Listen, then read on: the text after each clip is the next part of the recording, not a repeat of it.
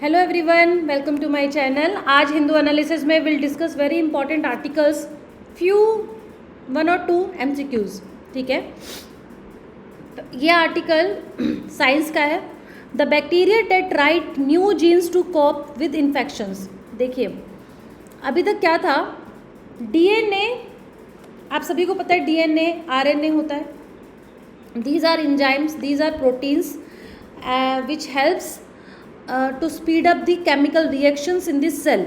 ठीक है, जिससे पूरी बॉडी हमारी ऑपरेट हो रही है। तो यहाँ पे एक टर्म आती है जिसका नाम है रिवर्स ट्रांसक्रिप्टेस। तो यहाँ पे एक टर्म आ रही है रिवर्स ट्रांसक्रिप्टेस। यहाँ पे क्या है, आरएनए डीएनए को बना रहा है।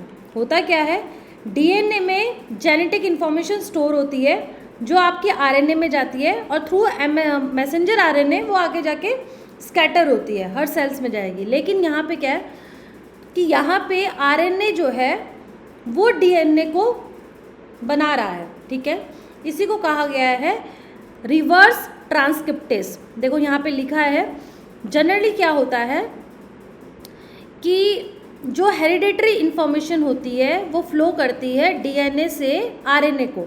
ठीक है, देन आरएनए टू प्रोटीन। लेकिन यहाँ पे क्या है, अंडर दिस रिवर्स जो है आपका ट्रांसक्रिप्टेस, इसमें आरएनए टू डीएनए जा रहा है। और ये कब पाया गया, ये बेसिकली 1970 की रिपोर्ट जो रिसर्च था इसका टेमिन एंड डेविड बेलिटमोर का, उन्होंने ये बताया, रिवील किया कि जो रेट्रोवायरस होते हैं उसके अंदर ये प्रक्रिया देखी गई, रिवर्स ट्रांसक्रिप्टेस, जिसमें आरएनए टू डीएनए हो रहा है। ठीक है, तो ये तब महत्वपूर्ण हो जाता है एक वायरस का कि ये जान पाना, ये टेस्ट पूरा लेबोरेटरी में होना कि भाई वो किस तरीके से जो जीन है, जो जेनेटिकल इन्फॉर्मेशन है, वो किस तरीके से आगे काम कर रही है। ये भी हेल्प करता है जो वायरस है वो कैसे कैसे स्प्रेड होगा बॉडी में, किस तरीके से स्पीड पकड़ेगा। तो ये सारी चीज़ें हेल्प करेगा ये रिवर्स ट्रांसक्रिप्टेस। ठीक है, यहाँ पे अगर मैं शॉर्ट में समझाऊं तो जो ये आपका ट्रांसक्रिप्टेस है ये एक तरीके का एंजाइम है। एंजाइम क्या होता है, प्रोटीन होता है which helps in speed up the chemical reactions in the cell.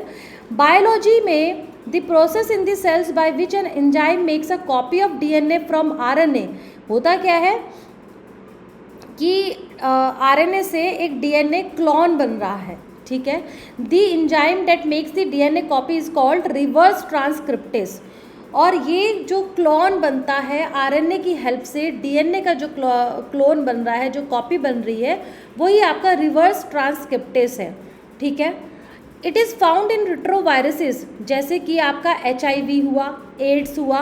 ठीक है, इस तरीके का जब क्लोन डीएनए आएगा, सोचिए डीएनए ही सबसे इम्पॉर्टेंट है, डीएनए से ही सारी चीज़ें, पूरा जितना भी एक्सपेंशन है बॉडी का, वायरस का, वो सारा कुछ टिका होता है डीएनए से। अगर डीएनए है तो जीन को पता करना, जीन में जो वायरस है उसके जीन को कंट्रोल कर लेना, क्योंकि आपको पता है इस बदलते हुए समय में क्या प्रॉब्लम आ रही है। After this covid anti microbial, ये जो आपका एंटी बैक्टीरियल मेडिसिन है उसका रेजिस्टेंस लेवल बढ़ रहा है। यानी कि जो भी बीमारियां आपकी होती है उसको रोकने की जितनी भी मेडिसिन है वो रेजिस्ट हो रही है, वो काम ही नहीं कर रही हैं।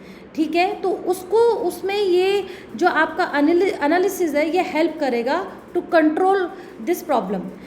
The reverse of normal transcription occurring in some RNA viruses, जिन वायरसेस में आरएनए है वहाँ पे ये देखा गया, in which a sequence of nucleotides is copied from an RNA template during the synthesis of a molecule of DNA.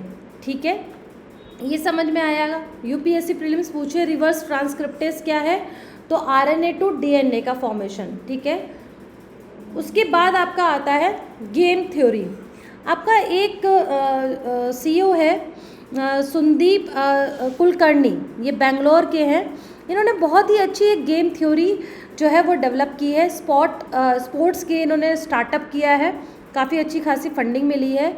ये जो आपके सुदीप कुलकर्णी हैं, जो इस गेम थ्योरी के फाउंडर हैं, इनका ये मानना है कि हर महीने हम सब जिम में 2500-3000 रुपये स्पेंड करते हैं, बट ये और स्पोर्ट्स को हम छोड़ देते हैं जो हमारी फिटनेस के लिए, बॉडी फिटनेस के लिए सबसे इम्पॉर्टेंट है।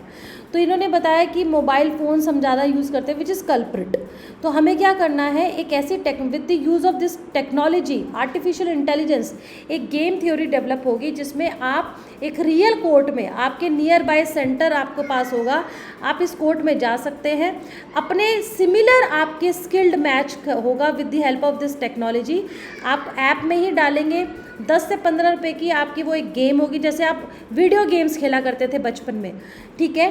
तो आपके पास एक रियल कोर्ट नियर बाय आपको सेंटर अलॉट होगा, जहाँ पे आपका सिमिलर मैच जो स्किल वाला है वही प्लेयर आपको अलॉट किया जाएगा, आप उस प्लेयर के साथ खेल सकते हैं, और इवन आपको कोच की अवेलेबिलिटी भी मिलेगी, ठीक है।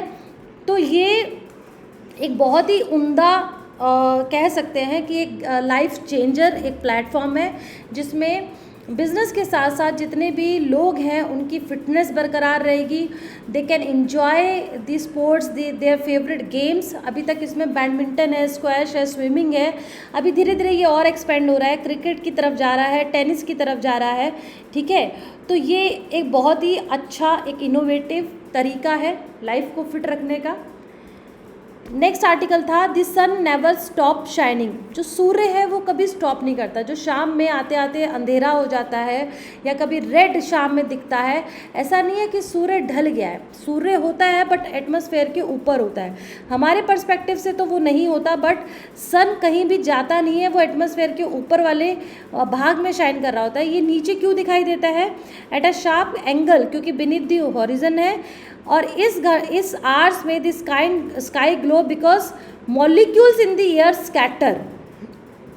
तो जो मॉलिक्यूल्स हैं वो इस सनलाइट को स्कैटर करते हैं हर डायरेक्शंस में, जिसकी वजह से ये डिफरेंट डायरेक्शंस में लाइट दिखती है, और ये इस तरीके से आपको रेडिश वे में दिखती है।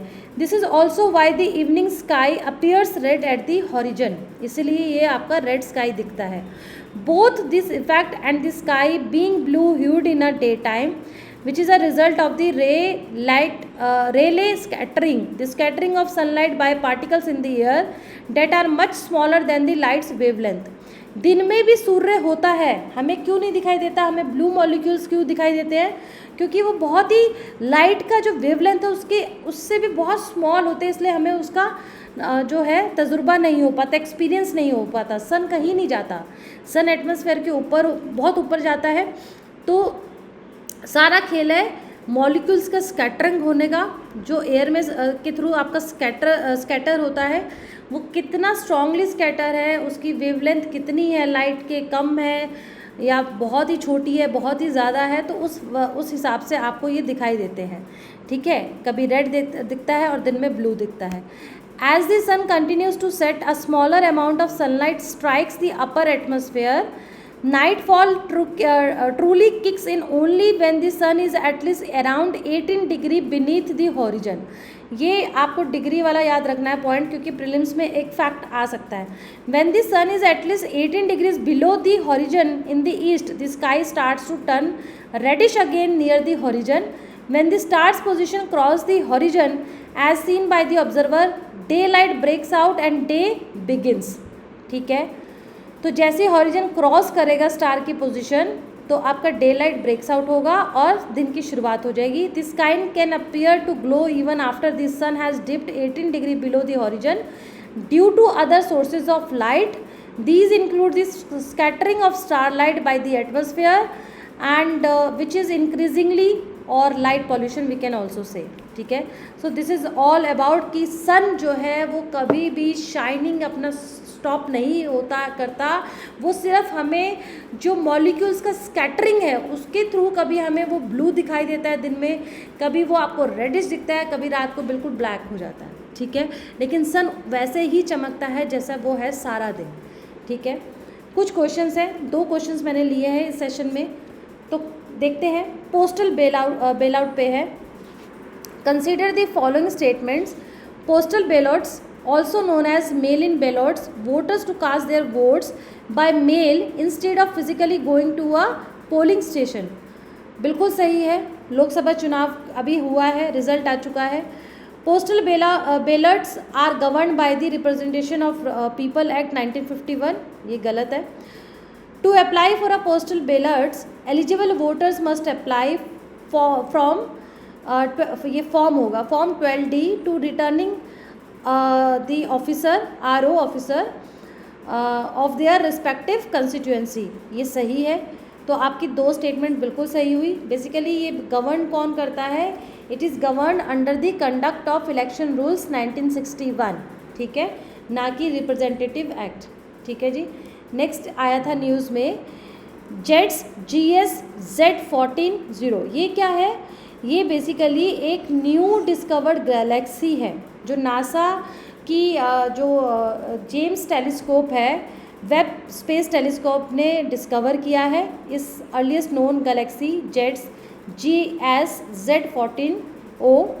This galaxy observed by the JWST advance deep extragalactic survey program, ठीक है, which formed approximately 290 million years after the big bang. The JATES team also identified another early galaxy, JATES GS Z14-1, which formed about 303 million years after the Big Bang, with a mass of 100 million solar masses and forming about 2 new stars per year. ठीक है. अब इसकी थोड़ा details देखें तो ये measures हुआ है अबाउट 1700 लाइट ईयर्स अक्रॉस. इसका टाइम वही 290 million years post big bang, ठीक है, which translates to the galaxy existing when the universe was just 2% of its current age. It is equivalent to 500 million solar masses. Star formation की rate की बात करें, rapidly forming new stars which is about 20 year per year. ठीक है. Significance क्या है इस discovery का? Previously, the earliest known galaxy was dated to about 320 million years post-Big Bang.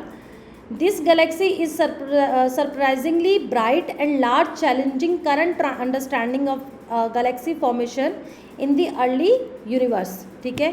तो ये इसका एक सिग्निफिकेंस है. ब्राइटनेस का हमें पता चलेगा, साइज़ का हमें पता चल सकता है. ठीक है. क्योंकि आज के इस सिनेरियो में गैलेक्सी के फॉर्मेशन को समझना उतना ही चैलेंजिंग है जितना कि ये कि भाई उसकी ब्राइट, उसकी लार्ज, उसकी मास को समझना बहुत ज़्यादा चैलेंजिंग है. इसके लिए इस तरीके की डिस्कवरी हेल्प कर सकती है, एक थोड़ा सा प्रेडिक्शन दे सकती है रिसर्चर्स को कि किस तरीके से गैलेक्सी का फॉर्मेशन होता है. ठीक है. So with this I am concluding my Hindu analysis here. If you like this video please like, share and subscribe my channel. Thank you.